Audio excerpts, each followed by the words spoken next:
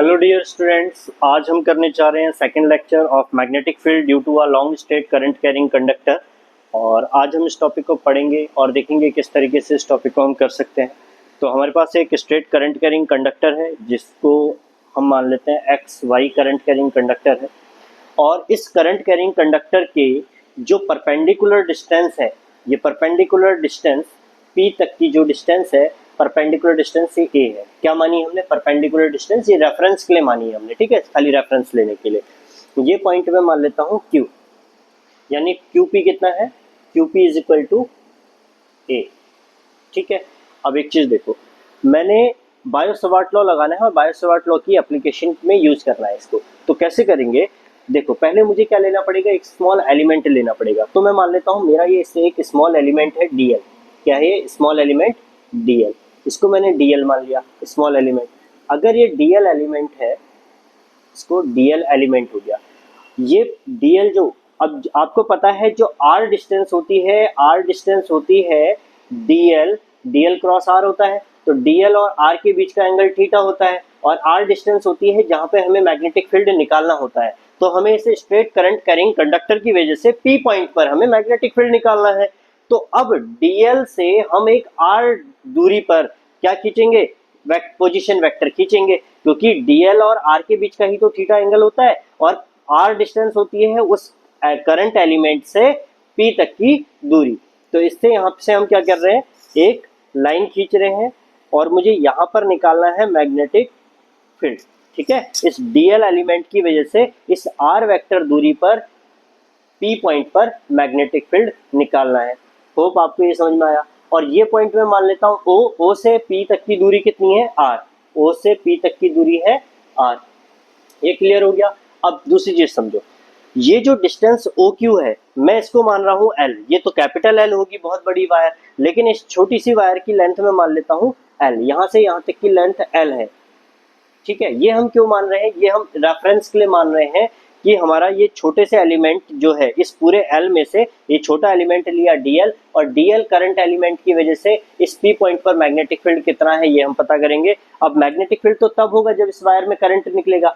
तो I current है, क्योंकि आई भी होता है, आई करंट इसमें बह रहा है ऊपर की तरफ। इस आई की डायरेक्शन अगर ऊपर है तो डीएल वेक्टर की डायरेक्शन भी ऊपर को होगी। और हमें पता है आर वेक्टर और डीएल के बीच का एंगल होता है थीटा। तो ये हो गया आपका थीटा एंगल, ठीक। और ये एंगल हो गया आपका 90। यहाँ तक क्लियर है? आई करंट चाहिए था, आई मान लिया। डीएल चाहिए था, स्मॉल एलिमेंट डीएल मान लिया। थीटा चाहिए था तो डीएल और आर के बीच का एंगल थीटा हो गया। आर वेक्टर चाहिए था तो आर वेक्टर मान लिया। लेकिन अब मुझे मैग्नेटिक फील्ड निकालना है इस पूरी वायर एक्स वाई की वजह से इस पी वेक्टर पर। एक चीज देखो, इसमें करंट जा रहा है ऊपर को, तो करंट की तरफ अगर हम थंब को करें और ये कर्लिंग फिंगर्स कहाँ को जा रही है? अंदर को, यानी कि पी पर मैग्नेटिक फील्ड कहाँ को होगा? इनवर्ड, अंदर की तरफ होगा, ठीक। यहाँ तक समझ में आ गया? गौर से समझो अब इसे। यहाँ पर क्या क्या चीजें चेंज हो रही है, देखो। डीबी है small magnetic field due to current element, ये हमने पढ़ा था। करंट एलिमेंट की वजह से स्मॉल मैग्नेटिक फील्ड होता है डीबी। लेकिन मुझे स्मॉल करंट एलिमेंट की वजह से नहीं निकालना है, मुझे तो पूरी वायर की वजह से निकालना है। तो पूरी वायर के लिए निकालने के लिए दोनों तरफ क्या करना पड़ेगा? इंटीग्रेट। इंटीग्रेशन के लिए ये जरूरी होता है कि किसी भी एक ही फैक्टर पे आप इंटीग्रेट करो। या तो आप थीटा के रिस्पेक्ट में करो, या आप डीएल के रिस्पेक्ट में करो, या ये आप आर वेक्टर के रिस्पेक्ट में करो। तो ये इंटीग्रेट करते वक्त हमें ये ध्यान देना होता है किसी एक के रिस्पेक्ट में इंटीग्रेशन होता है। अब दिक्कत क्या है? इस पी पर मैग्नेटिक फील्ड इस एक्स से लेके वाई तक निकालना है। तो जो इंसान यहाँ पे मैग्नेटिक फील्ड निकाल रहा होगा वो तो देखेगा इस पॉइंट की वजह से यहाँ कितना मैग्नेटिक फील्ड है और इस पॉइंट की वजह से यहाँ कितना मैग्नेटिक फील्ड है, वो ही पूरी वायर की वजह से हो जाएगा। तो इसकी वजह से यहाँ पर कितना मैग्नेटिक फील्ड है देखेंगे, इसकी वजह से यहाँ पर कितना मैग्नेटिक फील्ड है। मैंने मान लिया रेफरेंस के लिए ये जो एंगल बन रहा है डीएल लेंथ का, वो बन रहा है फाई। कितना बन रहा है? फाई। तो सोचो, ये तो छोटे से डीएल लेंथ के लिए फाई एंगल है। तो इस एक्स लेंथ, यहाँ से एक्स से वाई तक की लेंथ के लिए, या क्यू से एक्स वाली लेंथ के लिए, इस लेंथ के लिए यहाँ से यहाँ तक का एंगल, यहाँ से यहाँ तक का एंगल, ये डॉटेड लाइन में बनाता हूँ। इस डॉट यहाँ से जो देखेगा उसे तो वायर यहाँ से यहाँ तक दिखेगी ना, वो तो मैग्नेटिक फील्ड यहाँ से निकालेगा। तो ये टोटल एंगल यहाँ से यहाँ तक का, टोटल एंगल यहाँ से यहाँ तक का मैं मान लेता हूँ फाई 1। कितना है? फाई 1। और ये ऐसे ही यहाँ से ऊपर को देखेगा तो उसे यहाँ तक वायर दिखेगी। तो वायर यहाँ से यहाँ तक है, तो यहाँ से यहाँ तक भी हम एक लाइन खींच लेते हैं और हम निकालेंगे मैग्नेटिक फील्ड यहाँ से यहाँ तक का। तो गौर से देखो, ये लाइन मैंने बनाई, तो यहाँ से जब देखेगा तो उसे दिखेगा ये वाला और ये वाला फेस। तो ये वाला एंगल जो बन रहा होगा वो हम मान लेते हैं φ2 एंगल है। कितना है? φ2 एंगल। अब एक चीज देखो, मेरे पास फाई भी हो गया, ये फाई क्या है? यहाँ से एंगल है जिस पर ये मैग्नेटिक फील्ड आ रहा है, ये φ2 एंगल है जिस पे मैग्नेटिक फील्ड आ रहा है। फाई मैंने रेफरेंस के लिए लिया है, थीटा रेफरेंस के लिए, डीएल रेफरेंस के लिए, ए रेफरेंस के लिए। अब मुझे फाई भी देखो, फाई कैसे चेंज हो रहा है, यहाँ पर था। अगर मैग्नेटिक फील्ड ऊपर की तरफ वायर में देखा जाए, जैसे जैसे वायर की लेंथ बढ़ेगी φ2 बढ़ेगा तो मैग्नेटिक फील्ड बढ़ेगा। ऐसे ही नीचे को φ1 एंगल पर मैग्नेटिक फील्ड निकालना पड़ेगा। यानी कि ये फाई पर मुझे इंटीग्रेट करना चाहिए। फाई पर अगर इंटीग्रेट करना चाहिए तो डीएल को भी फाई में चेंज करना पड़ेगा, साइन थीटा को भी और आर को भी। अब कैसे करेंगे उसको देखो। अब हमारा डेरिवेशन यहाँ से स्टार्ट होता है। तो डेरिवेशन के लिए पहले मैं ले लेता हूँ अपना ट्रायंगल ओ क्यू पी। इस ट्रायंगल को देखो, ओ क्यू पी को, ओ क्यू पी अगर ट्रायंगल को देखें तो ओ क्यू पी ट्रायंगल में आप देख सकते हैं in triangle O Q P, O Q P triangle में O Q P angle Q कितना है? 90। एंगल ये कितना है? थीटा। और ये कितना है? फाई। इज इक्वल टू तीनों एंगल का सम कितना होगा? 180 डिग्री।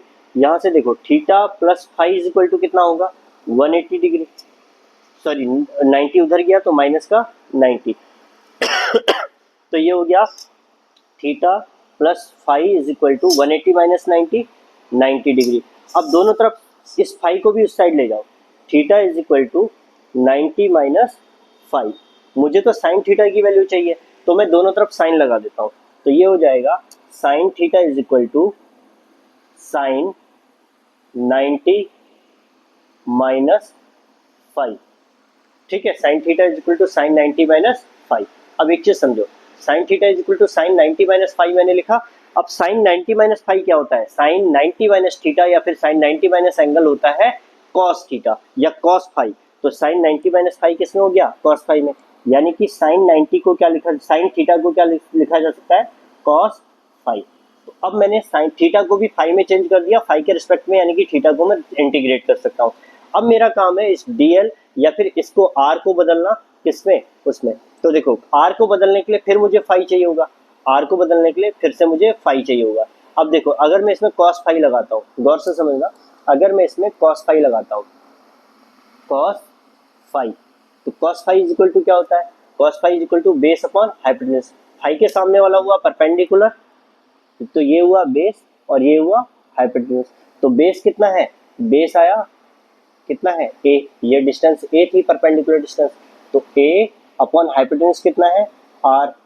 तो क्या मैं यहाँ से r is equal to cos phi, a upon cos phi लिख सकता हूँ? r इज इक्वल टू कितना हो जाएगा? a upon cos phi. मुझे r की वैल्यू निकालनी है ना, क्योंकि r को भी चेंज करना था। तो r इज इक्वल टू क्या हो जाएगा? a by cos phi. अगर गौर से देखो, ये कॉस फाई 1 अपॉन कॉस क्या होता है? सेक। तो r इज इक्वल टू क्या हो गया? a sec phi. r की वैल्यू भी चेंज कर ली मैंने। फर्स्ट मैंने चेंज करा साइन थीटा, फिर मैंने चेंज कर लिया i। अब तीसरी चीज क्या करनी है? dl। अब dl के लिए देखो, ये है l और ये है r, ये है r। r में तो मुझे चाहिए नहीं, कोई भी चीजें मुझे r में नहीं चाहिए, l में नहीं चाहिए। देखो, कांस्टेंट में चाहिए, या तो फाई में चेंज करूंगा या a में चेंज करूंगा, क्योंकि a कांस्टेंट है, a चेंज नहीं हो रहा है, a का इंटीग्रेशन नहीं होगा। r का इंटीग्रेट होता तो r मैंने हटा दिया, r को मैंने हटा दिया। ठीक है, थीटा इंटीग्रेट होता, थीटा को भी हटा दिया फाई में। ठीक, इसको भी देखो, r को भी मैंने फाई और a में कर दिया, a कांस्टेंट है। अब मुझे dl को भी चेंज करना पड़ेगा, किसमें? a में, a में चेंज करना पड़ेगा, या फिर फाई में, a और फाई में। अब देखो, a कहाँ पर है? ये। अगर मैं इसको देखूं, ये है a और l है ये, क्योंकि l को चेंज करना है ना, l ये है और ये है a। अगर फाई के सामने वाला परपेंडिकुलर है और ये है बेस, तो परपेंडिकुलर अपॉन बेस क्या होता है? 10। तो 10 से हम चेंज कर सकते हैं। देखो, 10 phi is equal to, 10 phi is equal to क्या होगा? Perpendicular upon base. परपेंडिकुलर कितना है? l अपॉन बेस कितना है? a। तो यहाँ से l इज इक्वल टू कितना आ गया? a into 10 phi, a into 10 phi. तो यहाँ से हम क्या कर सकते हैं? देखो, मुझे तो dl चाहिए, तो इसका डिफरेंशिएशन कर देते हैं, डिफरेंशिएशन करके स्मॉल लेंथ बन जाएगी, इसका डिफरेंशिएशन करेंगे तो ये हो जाएगा dl। a तो कांस्टेंट है, a का डिफरेंशिएशन होगा नहीं। अब tan फाई का डिफरेंशिएशन करना है, तो tan फाई का डिफरेंशिएशन होता है sec स्क्वायर। कितना होता है? sec square. तो tan फाई का डिफरेंशिएशन हो गया sec स्क्वायर फाई, और फाई का हो गया d फाई। देखो dl भी फाई और a में चेंज हो गया, dl भी फाई और a में चेंज हो गया, थीटा भी फाई में चेंज हो गया, r भी a और फाई में चेंज हो गया। अब मेरे लिए इजी हो गया सारी वैल्यूज को इसमें पुट करना। अब सारी वैल्यूज को इसमें पुट करके देखते हैं हमारा क्या आ रहा है। देखो, ठीक है, तो देखो dB is equal to mu naught upon 4 pi I की जगह तो आई रहेगा, dl की जगह क्या लिखना है? a sec square phi D phi, और साइन थीटा की जगह क्या लिखना है? Cos phi. तो पहले कॉस फाई लिख लेते हैं, फिर डी फाई लिख लेंगे। कॉस फाई डी फाई, ठीक है। साइन थीटा की जगह डीएल की जगह रख दिया। आर की जगह क्या रखना है? आर की जगह रखना है ए सेक फाई, तो यहाँ पे आ जाएगा ए सेक फाई। एक सेक फाई से एक सेक फाई कट गया, ए से ए कैंसिल हो गया, ठीक। तो हमारा क्या आया यहाँ से? जो जो कैंसिल हो गया उनको हटा देते हैं और जो बचे हैं उनको लिख लेते हैं। तो ये dB इज इक्वल टू आया म्यू नॉट अपॉन 4 पाई आई सेक फाई, सॉरी ये आर स्क्वायर है, आर स्क्वायर है तो यहाँ पे स्क्वायर हो जाएगा, ए स्क्वायर, आर का स्क्वायर करेंगे तो ए स्क्वायर सेक स्क्वायर फाई। तो सेक स्क्वायर फाई से पूरा ही सेक स्क्वायर फाई कट जाएगा, एक ए से एक ए कटेगा, तो यहाँ पे सेक फाई नहीं आएगा, सेक फाई तो कैंसिल हो गया। क्या आएगा? Cos phi, I cos phi D phi upon नीचे क्या बचा? एक ए से एक ए कटा था तो एक ए बच गया, तो ये आया। अब मुझे क्या करना है? ये तो फाई के लिए हुआ, लेकिन ये फाई थोड़ी है, ये फाई तो फाई 1 तक जा रहा है और ये फाई यहाँ से फाई 2 तक जा रहा है, तो ये फाई 2 और फाई 1 के रिस्पेक्ट में मुझे क्या करना पड़ेगा? इंटीग्रेट करना पड़ेगा, तभी तो मुझे पूरी वैल्यू मिलेगी। तो अब इसको करते हैं इंटीग्रेट दोनों तरफ। तो कैसे इंटीग्रेट करेंगे? दोनों तरफ मैं इंटीग्रेशन करता हूँ, इंटीग्रेशन का साइन लगा दिया। अब ये इंटीग्रेट कहाँ से कहाँ तक करना है? मुझे इंटीग्रेट करना है फाई 1 से फाई 2 तक, लेकिन याद रखना है अगर इसको फाई 2 को प्लस मान रहे हो तो इसको माइनस मानना पड़ेगा, क्योंकि वो ऊपर की डायरेक्शन में, ये नीचे की डायरेक्शन में। तो अब इसको इंटीग्रेट करते हैं कहाँ से कहाँ तक? माइनस का फाई 1 से लेके प्लस का फाई 2। dB का integration b, mu naught upon 4 पाई क्या है? कांस्टेंट, ये तो बाहर आ जाएगा, ठीक। पाई क्या है? कांस्टेंट, ये भी बाहर आ जाएगा। तो 4 पाई कांस्टेंट है, ए भी कांस्टेंट है, ए भी कहाँ आ जाएगा? बाहर। तो इंटीग्रेशन किसका होगा? फाई 1 से माइनस फाई 1 से लेके फाई 2 तक इंटीग्रेशन होगा कॉस फाई डी फाई का। कॉस फाई का इंटीग्रेशन होता है साइन फाई, कॉस फाई का इंटीग्रेशन होता है साइन फाई। तो कॉस फाई की जगह क्या लिख सकते हैं? Sine phi. देखो b is equal to mu naught I upon 4 pi A, और यहाँ से कॉस फाई का इंटीग्रेशन कितना हो गया? Sine phi. जब इंटीग्रेट कर देते हैं तो स्क्वायर ब्रैकेट में रखते हैं, तो साइन फाई कहाँ से कहाँ तक? माइनस के फाई 1 से लेके प्लस के फाई 2 तक, माइनस के फाई 1 से प्लस के फाई 2 तक, और ये इंटीग्रेट हो गया। अब पहले अपर लिमिट रखेंगे फिर लोअर लिमिट रखेंगे, तो b इज इक्वल टू कितना हो जाएगा? Mu naught I upon 4 pi A, और ये हो जाएगा अपर लिमिट, पहले फाई 2 रखेंगे तो साइन फाई 2 माइनस, फिर लोअर लिमिट साइन माइनस का फाई 1। अब आपको पता होना चाहिए साइन माइनस थीटा बराबर होता है माइनस साइन थीटा के, तो यानी कि साइन माइनस फाई 1 बराबर होगा माइनस के साइन फाई 1 के, वो माइनस जब इस माइनस से मल्टीप्लाई होगा तो क्या हो जाएगा? प्लस का। तो ये b इज इक्वल टू आ जाएगा, b is equal to mu naught upon I, mu naught I upon 4 pi A, और ये आ जाएगा साइन फाई 2 प्लस का साइन फाई 1। तो ये हमारा डेरिवेशन कंप्लीट हो गया, यहाँ तक हमारा डेरिवेशन हो गया। अब इसके हम पार्ट्स करेंगे, केसेस करेंगे अलग अलग।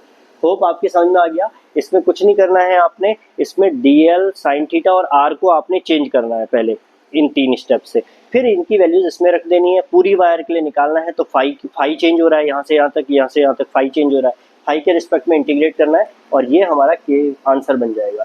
इसको आप याद रखेंगे। Now we got this equation, ये इक्वेशन हमें मिल गई। ये इक्वेशन किसके लिए है? तो ये है magnetic field due to finite wire के लिए। किसके लिए है? ये है magnetic field due to finite wire. This is magnetic field due to finite wire. तो ये याद रखना है mu naught I upon 4 pi A, mu naught I upon 4 pi A sine phi 2 plus sine phi 1। अब पहला case देखते हैं, case first. Case first क्या है? अगर मान लो ये जो एक्स वाई है, ये कंडक्टर जो है एक्स वाई है, अगर एक्स वाई इन्फिनेटली लॉन्ग है, if X Y is infinitely long, अगर ये एक्स वाई इन्फिनेटली लॉन्ग है तो क्या होगा? अगर ये इन्फिनेटली लॉन्ग होगी तो होगा क्या? ये पॉइंट पी क्या होगा?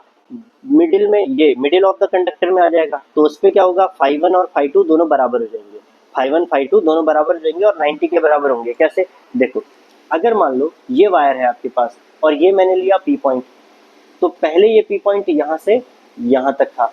अब मैं वायर को और बढ़ा दूँ, इस वायर को बढ़ाऊंगा तो ये पी पॉइंट देखो ये हुआ। इस वायर को और बढ़ा दूं तो मान लो यहां से ले रहा हूं मैं, तो देखो आप देख पा रहे होगे ये जो एंगल है धीरे धीरे बढ़ता जा रहा है, बढ़ता जा रहा है। अब अगर ये इन्फिनेटली लॉन्ग है तो ये धीरे बढ़ते बढ़ते बढ़ते एक बार ऐसा हो जाएगा, ये लाइन बिल्कुल ऐसे जाएगी, तो उस टाइम पे ये एंगल कितना हो जाएगा? 90। तो याद रखना इन्फिनेटली लॉन्ग वायर के लिए फाई 1 जो बीच से ये एंगल होता है ये कितना हो जाएगा? फाई 1 90 और फाई 2 भी कितना हो जाएगा? 90। फाई 1 फाई 2 90 हो जाएंगे। तो इस केस पर फाई 1 फाई 2 दोनों बराबर होकर किसके बराबर हो जाएंगे? 90 डिग्री के लिए। कब? इन्फिनेटली लॉन्ग वायर में। कैसे? इस तरीके से। ठीक है, होप आपको ये समझ में आया होगा किस तरीके से हो जाएगा ये। अगर मैं इस वायर को यहाँ पे ले आता हूँ तो ये एंगल ऐसे करके बढ़ जाएगा, तो धीरे धीरे बढ़ते बढ़ते ये 90 हो जाएगा। तो 90 हो जाएगा तो ये आ जाएगा। अब इसमें वैल्यू पुट करके देखो, b is equal to mu naught I upon 4 pi A sine phi 2 की जगह क्या रखना है? 90। तो साइन 90 प्लस साइन 90, क्योंकि फाई 1 भी कितना है? 90। 90 प्लस 90 साइन 90 और साइन 90 ये होता है 1 1, 1 प्लस 1 2। तो b कितना आ गया? 2 mu naught I upon 4 pi ए। कितना आया? 2 mu naught I upon 4 pi ए। आप अगर इसको कैंसिल करते हो तो 2 1 जा 2, 2 2 जा 4। तो magnetic field due to infinite long wire, due to a infinite long wire कितना आ गया? Mu naught I upon 2 pi A. तो ये फॉर्मूला आपने याद रखना है। ये किसके लिए है? इन्फिनाइट लॉन्ग वायर के लिए, इन्फिनाइट लॉन्ग वायर के लिए इतना मैग्नेटिक फील्ड होगा इन्फिनाइट लॉन्ग वायर के लिए, ये याद रखना है। अब एक केस और आता है, केस सेकंड। अगर मान लो ये एक्स वाई जो है इन्फिनेटली लॉन्ग वायर है, लेकिन पॉइंट पी इस वाई के पास में रखा है, ये पी पॉइंट जो है वाई के पास में रखा है। अगर ये पी पॉइंट वाई के पास में है, देखो अगर ये पी पॉइंट वाई के पास रखते हैं तो होगा क्या? ये पी पॉइंट इस यहाँ पर है, अगर यहाँ पर है तो सोचो P से, इस P पॉइंट से Y तक की दूरी ही तो फाई 2 थी। ये P से Y2 तक की दूरी, ये P से जो ये इस P वाले पॉइंट से इस Y इसकी दूरी ही तो फाई 2 थी। अब P वहां चला गया तो P से Y तक की दूरी ये तो पैरेलल हो गया। पहले तो क्या हो रहा था? ये ऐसे बढ़ रहा था, अब ये ऐसे ना बढ़ के ये तो इसी के ऊपर हो गया। तो ये यहाँ पे फाई, ये वाला एंगल कितना हो जाएगा? Y वाला फाई 2 कितना हो जाएगा? 0। ये सेकेंड इन्फिनाइट वायर के लिए ही है, इन्फिनाइट वायर के लिए ही है, लेकिन जो वायर का एक एंड है, ये P पॉइंट जो है, P is near Y। P कहाँ है? Near Y and, Y and के पास है। अगर P Y के पास चला गया तो P से Y का कोई एंगल ही नहीं बन रहा, तो फाई 2 कितना हो जाएगा? 0 हो जाएगा। और फाई 1 कितना होगा? सोचो, इधर से अगर मैं ऐसे सीधे यहाँ तक की लाइन खींचूं तो ये फाई 1 कहलाएगा, क्योंकि P से ही तो खींचा था हमने फाई 1। अब P यहाँ पे पहुंच गया तो P से फाई 1 अगर आप खींचते हो, ये देखो आपने ये खींचा, तो आपको देखो ये जितनी लंबी वायर होगी, इन्फिनाइट वायर है तो ये तो x तो बहुत नीचे होगा, और x से नीचे अगर जाएगा तो फिर आपको बताया इन्फिनाइट वायर के लिए ये एंगल कितना हो जाएगा? 90। तो फाई 1 कितना हो जाएगा? 90 डिग्री। अब अगर ये 90 डिग्री हो गया, इसमें वैल्यूज पुट करते हैं। b is equal to mu naught I upon 4 pi A sine phi 2 है 0 और फाई 1 है 90। तो देखो साइन 0 होता है 0, 0 प्लस 1 1, ये होता है 1, ये होता है 0 प्लस 1 1 हो जाएगा, मतलब यही आ जाएगा b is equal to mu naught I upon 4 pi A. तो याद रखना, अगर p पॉइंट इन्फिनाइट वायर के किसी भी एक पॉइंट, किसी भी एक एंड पे हो, इधर हो या इधर हो, तो फॉर्मूला क्या होगा, b is equal to mu naught I 4 pi A, ये हमारा फॉर्मूला होगा। तीसरा केस और भी हो सकते हैं, लेकिन इतने केस हमारे लिए सफिशिएंट है जिसमें हम ये सब जानेंगे। तो पहला फॉर्मूला है b is equal to mu naught, ये हमारा मेन फॉर्मूला है इन्फिनाइट वायर के लिए, इन्फिनाइट वायर के लिए। लेकिन जब क्या हो, बिल्कुल बीचों बीच में हो, तब क्या होगा, ये पी पॉइंट बीचों बीच में हो तो फाई 1 फाई 2 क्या होंगे, बराबर होंगे, और ये फॉर्मूला आएगा। इन्फिनाइट वायर अगर पी किसी एक एंड पे है तो ये फॉर्मूला आएगा। ठीक है, थैंक यू एवरीवन, ये हमारा टॉपिक कंप्लीट होता है यहाँ पे।